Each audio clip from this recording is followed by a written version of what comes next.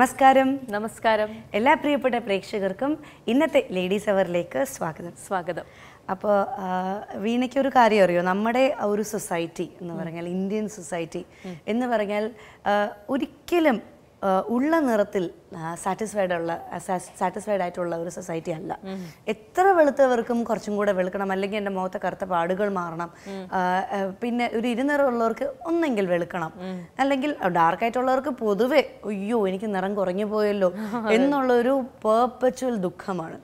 അപ്പോൾ ശരിക്കും അത് എനിക്ക് തോന്നുന്നു ഒരു ഇന്ത്യൻ സാധനമാണ്. കാരണം ബാക്കിയുള്ള ഏഷ്യൻ കൺട്രീസിൽ അതില്ല. ചൈനീസിനൊന്നെങ്കിൽ മഞ്ഞ, യെല്ലോ എന്നുള്ളൊരു സംഗതിയാണ്. ഈ ബ്രൗൺ എന്ന് പറയുന്ന നമ്മുടെ ഇന്ത്യൻ സ്കിൻ ടോണിന് മാത്രമായിട്ടുള്ള ഒരു കാര്യമാണ്. കാരണം ഈ തായ്സിനും അവർക്ക് അവിടെ പോയാൽ അവിടെ എല്ലാവർക്കും ഒരു യൂണിഫോം നിറമാണ്, അവർക്ക് ഗ്രേഡിയൻസ് ഇല്ല. നമ്മൾ പലപ്പോഴും തമാശയായിട്ട് പറയാറുണ്ട്, അതിലുള്ളവരെ തിരിച്ചറിയാൻ പോലും സാധിക്കാതെ. ചൈനീസ് ആൾക്കാരെ കണ്ടു കഴിഞ്ഞാൽ, അല്ലെങ്കിൽ മംഗോളിയക്കാരെ കണ്ടു കഴിഞ്ഞാൽ തിരിച്ചറിയാനേ പറ്റില്ല എന്ന് നമ്മളെപ്പോഴും തമാശക്കായിട്ടും പറയാറുണ്ട്. ചിലപ്പോൾ അവർ നമ്മളെ കുറിച്ച് അങ്ങനെ പറയുന്നുണ്ടാകാം, നമ്മളെ കുറിച്ച് അങ്ങനെ പറയാൻ വഴിയില്ല. കാരണം നമ്മുടെ ഒരു മിക്സ്ഡ് റേസ് ആണ്, ആര്യൻസും ദ്രവീഡിയൻസും എല്ലാം ചേർന്ന്. പിന്നെ ഇതിന്റെ പുറത്തൂടെ തന്നെ നമുക്ക് ഈസ്റ്റ് ഉണ്ട്, വെസ്റ്റ് ഉണ്ട്. അപ്പം എല്ലാ സൈഡിലെയും ആൾക്കാർക്ക് ഓരോ ലുക്കാണ്, ഓരോ സ്കിൻ ടോണുമാണ്, ഗ്രേഡിയൻസ് ഉണ്ട്. നമുക്ക് ബ്രൗണിന് വ്യത്യസ്തമായ ഗ്രേഡിയൻസ് ഉണ്ട്. അപ്പോൾ അതുകൊണ്ട് തന്നെ ഇന്ത്യൻ സൊസൈറ്റിയിൽ നിറം എന്നുള്ളത് എപ്പോഴും ഉള്ളൊരു ചർച്ചാ വിഷയമാണ്. അത് ആണുങ്ങൾക്കാണേലും പെണ്ണുങ്ങൾക്കാണേലും, പ്രത്യേകിച്ച് കല്യാണമൊക്കെ ആകുമ്പോഴേക്കും നമ്മൾ ആ ഒരു ചർച്ചാ വിഷയത്തിലേക്ക് വരും. തീർച്ചയായിട്ടും. അതുകൊണ്ടാണല്ലോ കല്യാണ സമയമാകുമ്പോൾ കൂടുതൽ ഫേഷ്യൽ ചെയ്യുക, മറ്റു പല ടെക്നിക്കുകൾ നടത്തുക, എങ്ങനെയെങ്കിലും വെളുത്തിരിക്കുക എന്നുള്ളതാണ് ആത്യന്തിക ലക്ഷ്യം എന്നുള്ള രീതിയിലാണ് അല്ലേ? ബ്രൈഡ് ആണെങ്കിലും ബ്രൈഡ് ഗ്രൂം ആണെങ്കിലും. അതെ. അപ്പോൾ ഈ കല്യാണം പോലെ തന്നെയാണ് ഒരു കുഞ്ഞ് ജനിക്കുമ്പോഴും, കുഞ്ഞിന് നിറമുണ്ടോ, കുഞ്ഞിന്റെ അമ്മയുടെ നിറം കിട്ടിയോ, കുഞ്ഞിന്റെ അച്ഛന്റെ നിറം കിട്ടിയോ എന്നുള്ളതാണ് സ്ഥിരമുള്ള ഒരു ചോദ്യം. വെളുപ്പിനോടുള്ള ഒരു ആഭിമുഖ്യം ഇന്ത്യക്കാർക്ക് മാത്രമാണ് ഉള്ളത്, അല്ലെങ്കിൽ എല്ലാ ആൾക്കാർക്കും. ഇപ്പൊ അമേരിക്കക്കാർ അല്ലെങ്കിൽ അങ്ങോട്ട് നോക്കിക്കഴിഞ്ഞാൽ ആ ഒരു അമേരിക്കൻ ഭൂഖണ്ഡത്തിൽ എല്ലാവരും നല്ല വെളുത്തിരിക്കുന്നു എന്ന് പറയുന്നത് കൊണ്ട് അവര് വെളുപ്പിനെ മാത്രമാണോ സ്നേഹിക്കുന്നത്? അല്ലല്ല, അവർക്കൊക്കെ എന്ന് പറഞ്ഞാൽ ശരിക്കും പറഞ്ഞാൽ അവർക്ക് അവരുടെ പെയിൽ നിറം ഇഷ്ടമല്ല. ഈ പെയിൽ വൈറ്റ് എന്നുള്ള സംഗതി അവർക്കിങ്ങനെ രക്തപ്രസരം എന്നുള്ളതാണ് അവരുടെ ഒരു കോൺസെപ്റ്റ് ഓഫ് ബ്യൂട്ടി അവരുടെ ഇടയിൽ. കാരണം അവർക്ക് അതിൻ്റെ ഒരു ചോയ്സ് ഇല്ല. കറുപ്പിന് ഏഴഴകാണെന്ന് ഓർമ്മിപ്പിച്ചുകൊണ്ട് നമ്മൾ ആദ്യ സെഗ്മെന്റിലേക്ക് പോവുകയാണ്. ആദ്യ സെഗ്മെന്റിന് ശേഷം തിരികെ വരാം.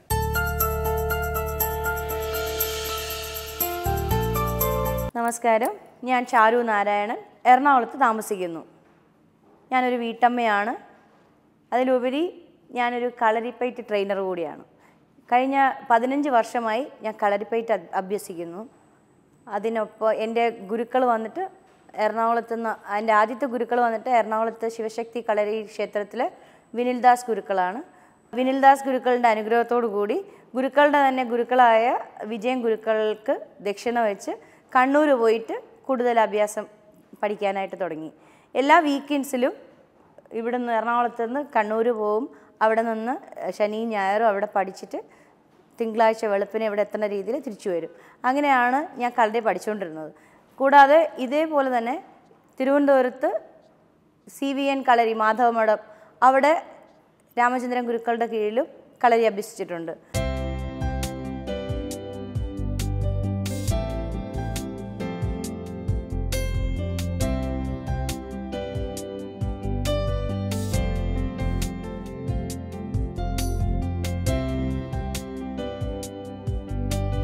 എനിക്ക് ഇടയ്ക്കൊരു ആക്സിഡൻറ്റ് വന്നത് കാരണം കുറച്ച് റെസ്റ്റ് വേണം, കുറച്ച് ഭയങ്കര കഠിനമായ പ്രാക്ടീസൊന്നും പാടില്ല.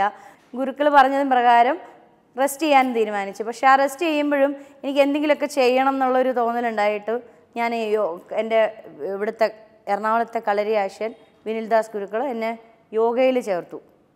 ഇവിടെ എടപ്പള്ളിയിൽ ലൈഫ് യോഗ സെൻറ്ററിൽ KP ഭാസ്കരമേനോൻ സാറിൻ്റെ യോഗരത്ന KP ഭാസ്കരമേനോൻ സാറിൻ്റെ സ്ഥാപനത്തിൽ എന്നെ ജോയിൻ ചെയ്യിപ്പിച്ചു. അവിടെ യോഗ ചെയ്യാൻ തുടങ്ങുമ്പോൾ വളരെ ചെറിയ മൂമെൻറ്റ്സ്, ബോഡി വളരെ റിലാക്സ്ഡ് ആയിട്ടുള്ള വളരെ സ്ലോ മൂമെൻറ്റ്സിലാണ് യോഗ തുടങ്ങിയത്. പക്ഷേ പിറ്റേ ദിവസം എനിക്ക് ബോഡി അനങ്ങാൻ വയ്യാത്ത പെയിൻ ഉണ്ടായി. അപ്പോൾ ഞാൻ ആലോചിച്ചു, ഇതെന്താ കളരി ഇത്രയും കാര്യമായിട്ട് കളരി അഭ്യസിച്ചിട്ട് ഇത്രയും ഫ്ലെക്സിബിളായിട്ടും ചാട്ടവും പയറ്റും ഇതെല്ലാം ചെയ്ത് മെയ്പയറ്റും ഒക്കെ ചെയ്തിട്ട് ഈ നിസാരമായിട്ടുള്ള വളരെ ചെറിയ ഒരു ബോഡി മൂവ്മെൻറ്റ്സ് ഒരു ആസന ചെയ്യുമ്പോൾ എനിക്ക് എന്തുകൊണ്ട് ഇങ്ങനെ ബോഡി പെയിൻ ഉണ്ടാകുന്നു എന്ന് ഞാൻ ആലോചിക്കുകയും അതിനെക്കുറിച്ച് കൂടുതൽ പഠിക്കാൻ ശ്രമിക്കുകയും ചെയ്തു. അതിൻ്റെ ഭാഗമായിട്ട് കണ്ടിന്യൂസ് യോഗ പ്രാക്ടീസ് ചെയ്തു. ഒരു വർഷത്തെ ടീച്ചേഴ്സ് യോഗ ട്രെയിനിങ് കോഴ്സ് അവിടെ ചെയ്യിപ്പിച്ചു, ഡിപ്ലോമ എടുത്തു. ഇപ്പോൾ യോഗ ടീച്ചറാണ്. ആദ്യം യോഗ പഠിച്ചിറങ്ങി ആ സർട്ടിഫിക്കറ്റ് കോഴ്സ് ചെയ്ത ഉടനെ തന്നെ ഞാൻ സ്കൂളിൽ ചെറിയ കുട്ടികൾക്കാണ് ആദ്യം പഠിപ്പിക്കാൻ തുടങ്ങിയത്. അങ്ങനെ കുട്ടികൾക്ക് ക്ലാസ്സുകൾ എടുത്ത് തുടങ്ങി. ഇപ്പോൾ സജീവമായിട്ട് എറണാകുളം എറണാകുളം ഒരുപാട് ലേഡീസ് എനിക്ക് സ്റ്റുഡൻസ് ആയിട്ടുണ്ട്. ഞാൻ ഒരുപാട് ക്ലാസ്സുകൾ കണ്ടക്ട് ചെയ്യുന്നുണ്ട്, ക്ലാസ്സുകൾ എടുക്കുന്നുണ്ട്. ഇപ്പോൾ ഞാൻ ഫോർട്ട് കൊച്ചിയിൽ ദ ഡെൽറ്റ സ്റ്റഡി സ്കൂളിൽ യോഗ അധ്യാപികയായിട്ട് വർക്ക് ചെയ്യുന്നുണ്ട്. കൂടാതെ ഫിനിക്സ് വേൾഡ് തിയേറ്റർ എന്നുള്ളൊരു അമച്വർ നാടക ഗ്രൂപ്പ് ഞാൻ നടത്തിക്കൊണ്ട് പോകുന്നു. നാടകത്തിലേക്ക് വരാൻ കാരണം എൻ്റെ മക്കളാണ്. അതായത് ചങ്ങമ്പുഴ പാർക്ക്, എടപ്പള്ളി ചങ്ങമ്പുഴ പാർക്കിൽ ലോകധർമ്മി തിയേറ്റർ, പ്രൊഫസർ ചന്ദ്രദാസൻ സാറിൻ്റെ കീഴിലുള്ള ഒരു തിയേറ്റർ ഗ്രൂപ്പാണത്. ആ ഗ്രൂപ്പിൽ മഴവിൽ, കുട്ടികളുടെ നാടക ഗ്രൂപ്പായ മഴവില്ലുണ്ട്. അതിൽ കുട്ടികൾ ജോയിൻ ചെയ്യുകയും അവിടെ കുട്ടികൾ നാടകം പ്രാക്ടീസ് ചെയ്യുമ്പോൾ അല്ലെങ്കിൽ അവർക്ക് വർക്ക്ഷോപ്പുകൾ നടക്കുമ്പോൾ അവിടെ പോയി ഇരിക്കുകയും കാണുകയും ചെയ്ത് അവിടെ അങ്ങനെ അവിടുത്തെ ഒരു സ്ഥിരം കാഴ്ചക്കാരിയാകുകയും പിന്നെ അവിടെ കുട്ടികളെ കളരിപ്പയറ്റ് ട്രെയിൻ ചെയ്യിപ്പിക്കാനായിട്ട് സാറ് ഇൻവൈറ്റ് ചെയ്യുകയും അങ്ങനെ കളരിപ്പയറ്റ് കുട്ടികൾക്ക് ഫിസിക്കൽ ട്രെയിനിങ് കൊടുക്കുകയും നാടക ഗ്രൂപ്പിലുള്ള മഴവിൽ ഗ്രൂപ്പിൽ കുട്ടികളുടെ ഗ്രൂപ്പിലും മുതിർന്നവരുടെ ഗ്രൂപ്പിലും ഫിസിക്കൽ ട്രെയിനിങ് കൊടുക്കുകയും അങ്ങനെ അവിടെ ഓൾ ഇൻ ഓളായി എല്ലാം, അതായത് ആക്ടിങ് മുതൽ അതിൻ്റെ സെറ്റ് വർക്ക്, പ്രോപ്സ്, കോസ്റ്റ്യൂം, ഇങ്ങനെ കൊറിയോഗ്രാഫി, ഇങ്ങനെയുള്ള പല മേഖലകളിൽ എനിക്കതിൽ വർക്ക് ചെയ്യാൻ കഴിഞ്ഞു. അതിനോടൊപ്പം തന്നെ ഇന്ത്യയുടെ പല ഭാഗത്തും നാടകങ്ങൾ അവതരിപ്പിക്കാൻ, അതായത് സഞ്ചരിച്ച് നാടകങ്ങൾ അവതരിപ്പിക്കാനുള്ളൊരു ഭാഗ്യവും എനിക്കത് ആ ഗ്രൂപ്പിൽ നിന്നുണ്ടായി.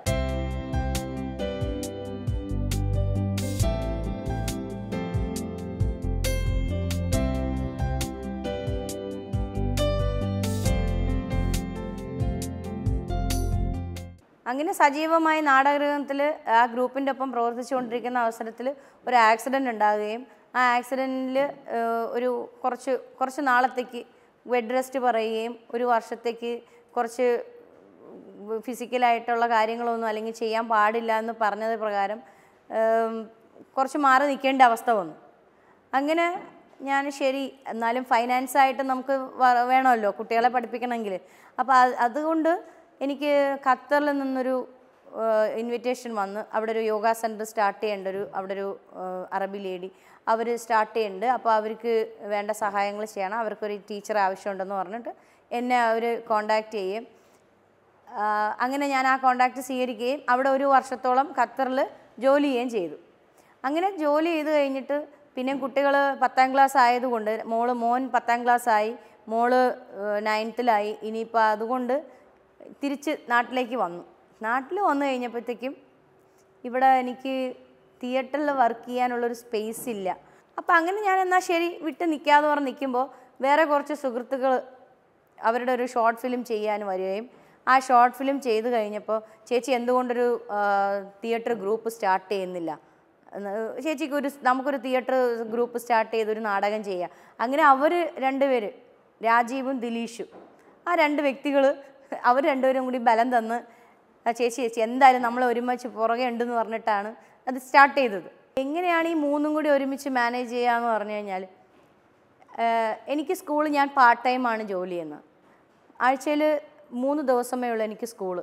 ബാക്കിയുള്ള ദിവസങ്ങളിൽ എനിക്ക് പുറത്ത്, അതായത് ഫ്ലാറ്റുകൾ, ഇവിടെ ഒരുപാട് ഫ്ലാറ്റുകളുണ്ട്, ഒരുപാട് ലേഡീസ് സ്റ്റുഡൻസ് ഉണ്ട് എനിക്ക്. അപ്പോൾ അവരെല്ലാം യോഗ ഗ്രൂപ്പ്, അവിടെ ഒരു ഹെൽത്ത് ക്ലബ്ബിൽ ഗ്രൂപ്പ് കണ്ടക്ട് ചെയ്യുകയും ഞാൻ അവിടെ പോയി ക്ലാസ്സുകൾ എടുക്കുകയും ചെയ്യുന്നു. പ്ലസ് എനിക്ക് കളരിയുടെ ട്രീറ്റ്മെൻ്റ് ഉണ്ട്. വളരെ അടുത്ത സുഹൃത്തുക്കൾക്ക് കളരിയുടെ ട്രീറ്റ്മെൻറ്റ്, അതായത് എനിക്ക് വേണ്ടപ്പെട്ട സുഹൃത്തുക്കളുണ്ട്, അവർക്ക് ഞാൻ കളരിയുടെ ട്രീറ്റ്മെൻറ്റ് ചെയ്യുന്നുണ്ട്. പ്ലസ് വൈകുന്നേരങ്ങളിൽ നാടകം, വൈകുന്നേരങ്ങളിലാണ് 6 മണിക്ക് ശേഷമാണ് ഞങ്ങൾ നാടകം റിഹേഴ്സൽ ചെയ്യണത്.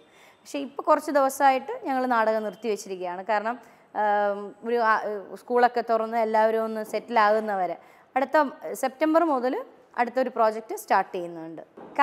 കളരി എന്ന് പറഞ്ഞാൽ കളരി വളരെ ത്രില്ലായിട്ടുള്ളൊരു സംഭവമാണ്. അത്രയും നമുക്ക് കോൺഫിഡൻസും ഭയങ്കര കറേജും നമുക്ക് നമ്മളൊരു വ്യക്തിത്വം ആണെന്ന് നമുക്ക് ആ കളരി പ്രാക്ടീസിലൂടെ നമുക്ക് നമ്മളെ ബോധ്യപ്പെടുത്തി തരും. അങ്ങനെ ഒരു കോൺഫിഡൻസ് എനിക്കുണ്ട്. പിന്നെ യോഗ എന്ന് പറഞ്ഞു കഴിഞ്ഞാൽ അതെൻ്റെ ഒരു ഉപജീവന മാർഗ്ഗമാണ് ഇപ്പോൾ. കാരണം യോഗ പഠിപ്പിച്ച് യോഗ ക്ലാസ്സുകൾ ചെയ്യുകയും ക്ലാസ്സുകൾ എടുത്ത് അതിൽ നിന്ന് കിട്ടുന്ന വരുമാനം കൊണ്ടാണ് ഞാൻ ജീവിക്കുന്നത്. പിന്നെ ഫാമിലിയുടെ സപ്പോർട്ടില്ലാതെ നമുക്കൊന്നും തന്നെ ചെയ്യാൻ പറ്റില്ല. ഹസ്ബൻഡാണ് എന്നെ കളരിയിലേക്ക് കൊണ്ടുവന്നത്, തന്നെ ഹസ്ബൻഡാണ്. കാരണം എല്ലാ പെൺകുട്ടികളെയും പോലെ തന്നെ ചെറിയ പ്രായത്തിൽ കല്യാണം കഴിഞ്ഞ് അങ്ങോട്ട് പോയി ഒരു 3 വർഷമാകുമ്പോഴത്തേക്ക് 2 മക്കളുമായി. അപ്പോൾ ആകെ എൻ്റെ ഫിഗർ എന്ന് പറഞ്ഞാൽ എൻ്റെ ഭയങ്കരമായിട്ട് തടിയും വെച്ച് ഒരു അമ്മച്ചി ലുക്കായിട്ട് ഭയങ്കര ഇതായിട്ടിരുന്നു. അപ്പോൾ ഹസ്ബൻഡ് പറഞ്ഞു, നിനക്ക് ഇത്രയും ഓടിക്കളിച്ച് നടക്കേണ്ട സമയത്ത് നീ പെട്ടെന്ന് തന്നെ അമ്മച്ചിയായി പോകും, നീ എന്തെങ്കിലും ഒരു എക്സസൈസ് ചെയ്യും, നീ എന്തെങ്കിലും ചെയ്തേ പറ്റുള്ളൂ, ഞാൻ നോക്കി കണ്ടുപിടിച്ച് തരാം നിനക്ക്, നീ യോഗയോ കളരിയോ കുംഫുവോ എന്തെങ്കിലും നീ ഒരു എക്സസൈസ് ചെയ്യണം എന്ന് പറഞ്ഞിട്ട് പുള്ളി പക്ഷേ ചെറുപ്പത്തിലെ കളരി പഠിച്ചിട്ടുണ്ട്. അതുകൊണ്ട് തന്നെ ഇവിടെ എറണാകുളത്ത് എവിടെയാണ്, തിരുവനന്തപുരത്താണ് പുള്ളി പഠിച്ചതൊക്കെ. അപ്പോൾ എറണാകുളത്ത് എവിടെയാണ് ഉള്ളതെന്ന് നോക്കിയിട്ട് പുള്ളി കണ്ടുപിടിച്ചതാണ് ശിവശക്തി കളരി. അവിടെ എന്നെ ജോയിൻ ചെയ്യിപ്പിക്കുകയും എൻ്റെ ഭാഗ്യം കൊണ്ടായിരിക്കും അവിടെ